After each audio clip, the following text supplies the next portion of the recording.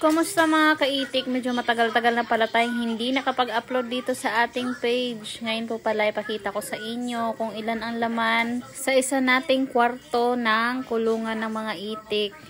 Ayan pala yung mga itlog nila, hindi pa nakukuha. So ngayon tingnan natin kung makakailang tray tayo sa isang kwarto. So ayan yung sa ilalim. Nag-iitlog din pala yan sila sa may pinakababa. Tinatanggal lang namin, naangat na namin agad. Kasi minsan, binabalik-balikan nila at inaapak-apakan. Kaya siya nagkakaroon ng minsan madumi. So, yun pala, nakabuo na tayo dyan ng isang tray. Tapos, ito naman, nagpatong na tayo ng pangalawang tray. Tingin ko pala nito, aabot to ng mga 3 tray. Di lang natin alam kung ilan yung sobra sa 3 tray.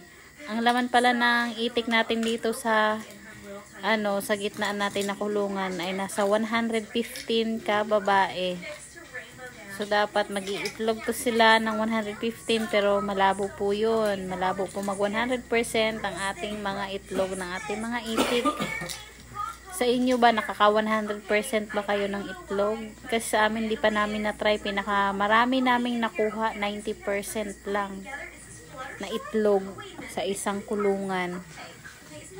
Kaya ito pala, nakabuo tayo ng 3 tray at saka may natirang 5 peraso. So may nakuha rin pala ako dyang 2 pa sa ilalim. So nagiging 97 yan.